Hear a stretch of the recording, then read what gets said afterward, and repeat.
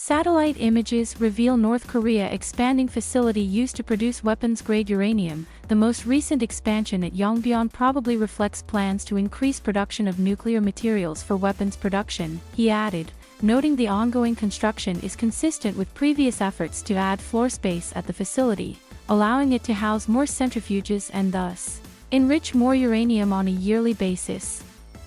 The new area is approximately 1,000 square meters, enough space to house 1,000 additional centrifuges. The addition of 1,000 new centrifuges would increase the plant's capacity to produce highly enriched uranium by 25%, Lewis said. U.S. officials are aware of the recent activity at Yongbyon's uranium enrichment plant and acknowledge those developments could signal plans to increase production of weapons-grade uranium, according to two sources familiar with the situation. The National Security Council, Department of Defense, Office of the Director of National Intelligence and CIA all declined to comment. Signs that North Korea is moving to ramp up production of this nuclear material are also in line with U.S. intelligence assessments about the country's commitment to its weapons program, the sources said. The same is true for North Korea's latest round of weapons tests, including Wednesday's launch of two short-range ballistic missiles into waters off the east coast of the Korean peninsula, the sources added. Together, the activity has resulted in an exponential increase of tensions in what was already one of the most volatile regions on the planet. State Department spokesperson Ned Price condemned North Korea's missile launches Wednesday and again called for a diplomatic approach to the issue. "We have been very clear about what we want to see happen.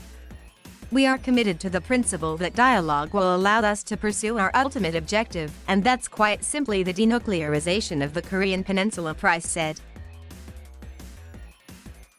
More concerns about activity at once dormant facility evidence that North Korea is expanding the size of its uranium enrichment plant at Yongbyon will also likely exacerbate concerns stemming from a recent International Atomic Energy Agency report, which said that the country appears to have restarted a nuclear reactor in the same complex.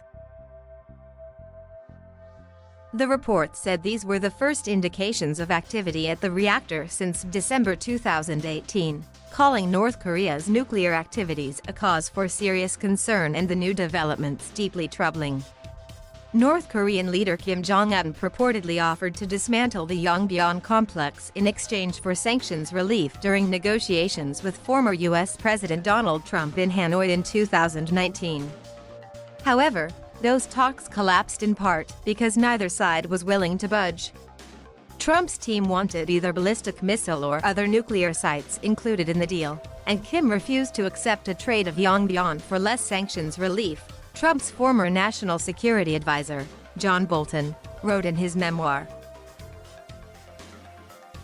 While the site appeared to remain dormant until recently, U.S. officials have broadly anticipated activity could resume. U.S. intelligence officials have said publicly they expect North Korea will remain a weapons of mass destruction threat for the foreseeable future as Kim remains strongly committed to the country's nuclear weapons. Kim, himself, made clear in January that developing lighter, smaller nuclear weapons for tactical uses and pushing forward with production of supersized nuclear warheads are two of North Korea's top priorities.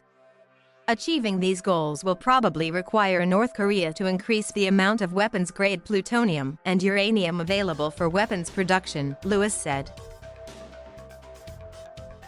Intelligence agencies have also assessed that Kim may take a number of aggressive and potentially destabilizing actions to reshape the regional security environment and drive wedges between the United States and its allies, up to and including the resumption of nuclear weapons and intercontinental ballistic missile testing, according to the intelligence community's annual threat assessment released earlier this year.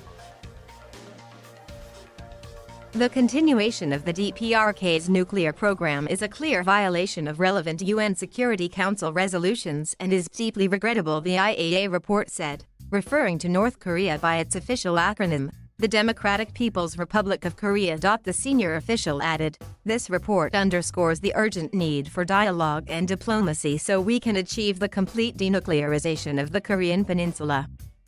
We continue to seek dialogue with the DPRK so we can address this reported activity and the full range of issues related to denuclearization. Renewed criticism of Biden's North Korea approach. Recent actions by North Korea are also prompting fresh criticism of the Biden administration's policy towards Pyongyang from Republicans in Congress. We need to respond by strengthening alliances in the region, enforcing the sanctions regime, and increasing our investment in missile defense, he added. Relations between the two longtime adversaries have been frosty since, and both Washington and Pyongyang have been focused on containing the threat of COVID-19 since the pandemic swept the globe in early 2020. North Korea's borders have been sealed to keep the virus at bay, despite the knock-on effects on trade with China, an economic lifeline for the impoverished country. Kim's regime is now reportedly dealing with a food crisis. North Korea has acknowledged receipt of the emails, the official said, but did not feel compelled to respond due to what is seen as a lack of a detailed agenda or any serious indication the U.S. is willing to move the conversation forward from what was agreed upon at Trump and Kim's first summit Singapore in June 2018. Thank you for watching. Please subscribe.